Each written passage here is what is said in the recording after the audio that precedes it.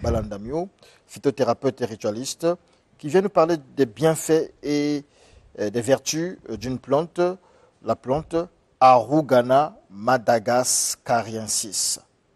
Je ne sais pas si je dis ça bien, mais c'est comme ça que... Qu'est-ce que c'est concrètement? Ça vient d'où cette plante? Elle vient de Madagascar ou d'ailleurs? Et d'ailleurs, elle est au Congo aussi. Vous pouvez nous la montrer là-bas. Maître Ama la connaît certainement. Voilà. Merci Mbouta Diaz. Voilà l'ouragana de Madagascar qu'on appelle vulgairement le guettier du Gabon. Hein, c'est une plante qui revient de Madagascar, qui est utilisée en Afrique, dans plus de 15 pays africains. Mais chaque pays également a son appellation au niveau vernaculaire. Et chaque pays a également, avec les recherches scientifiques, à ces pathologies spéciales qui traitent avec. Mais ici, cette plante, nous allons le prendre dans deux concepts. La première, c'est une plante culturelle. Pourquoi culturelle? Parce que nos parents hier servaient de cette plante pour toller leur maison. Chez les gars de Poule, on appelait ça Nkwangwa. Donc, c'est une plante qui est tout juste au bord de l'eau, qu'on pouvait utiliser, qu'on utilise même jusqu'à aujourd'hui, comme latte pour construire des maisons, faire la charpentier. Les charpentes utilisent ça pour toller les maisons.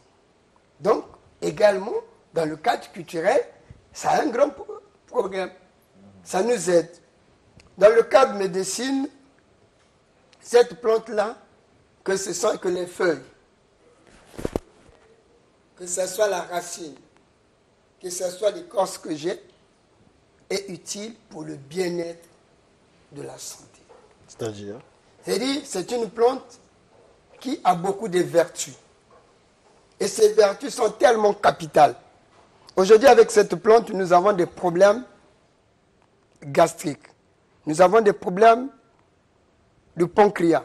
Nous avons des problèmes du foie. Hémorroïdes aussi? Lorsqu'il est associé avec d'autres, parce que c'est une unique plante, parfois, à un moment donné, il faut les associer pour avoir certaines solutions. Mais c'est une plante qui, de nos jours, si l'État congolais pouvait aller plus loin avec, nous pouvons gagner beaucoup de temps. Nous en avons ici au Congo? Nous en avons au Congo. Au Congo, nos amis du Nord l'appellent Ekongo. Ekongo. Nos amis de l'Ekana et autres l'appellent Moussassa. Et les gars du Pou l'appellent Moutounou. Et dans le Niari, ça s'appelle comment? Dans le Niari, ça s'appelle Moussassa.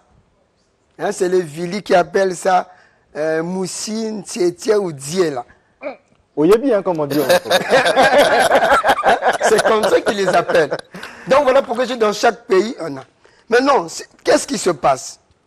Aujourd'hui, si nous venons ici expliquer les plantes naturelles du Congo, de l'Afrique, c'est pour dire à nos amis praticiens, revenons à la culture africaine.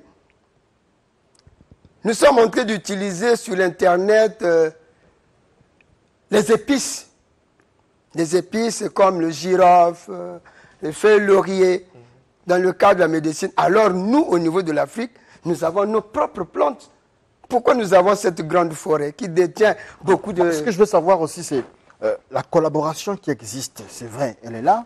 On a déjà eu ici à recevoir le directeur, le médecin Mbouessier, vous-même aussi et bien d'autres.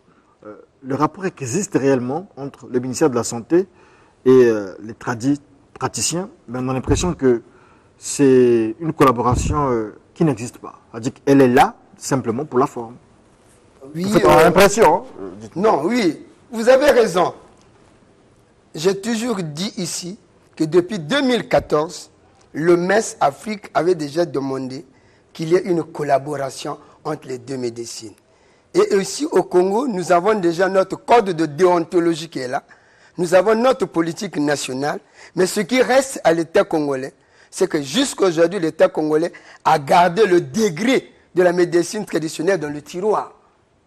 Si ce degré, le décret, oui. si le degré n'est plus dans le tiroir, au niveau de l'Assemblée, et qu'elle sera votée, vous allez voir cette collaboration franche. Parce qu'il y a un problème, tu vois, d'hésitation. Moi, le professeur Bileko m'a dit, il faut traiter avec qui? Parce que tout le monde se fait docteur en médecine traditionnelle. Alors, le doctorat n'est pas pour la médecine traditionnelle. Donc, vous avez un ordre, non? Il y a une association des tradipraticiens. Oui, mais nous avons l'association des tradipraticiens, nous avons une fédération, la fédération de Kwilu, la fédération du Nord, la fédération de Brazzaville. Mais une chose est vraie, l'État congolais n'a pas donné l'autorisation aux tradipraticiens de porter le titre de docteur. D'accord, d'accord. Le message est lancé et certainement que les gens vous solliciteront parce que nous avons besoin de cette médecine traditionnelle. Si Dieu le sont dit, c'est pour que cette médecine traditionnelle soit prise en compte, que les spécialistes, les compétences travaillent là-dessus pour que justement sortent des choses parce que nous sommes à une ère où l'Afrique joue déjà un rôle très important. J'ai dit docteur, mais je l'appelle docteur Balagagno. Vos contacts. Phytothérapeute. Je suis phytothérapeute. Vos contacts, si possible. Voilà, donc pour tous ceux qui veulent nous consulter, je suis à l'arrêt pharmacie de Mokondo, sur l'avenue Cité du 7, entre la rue Zola et la rue Ngalima. Les contacts, c'est le 06 695 35 20, 06 695 35 20, le 05 526 15 07.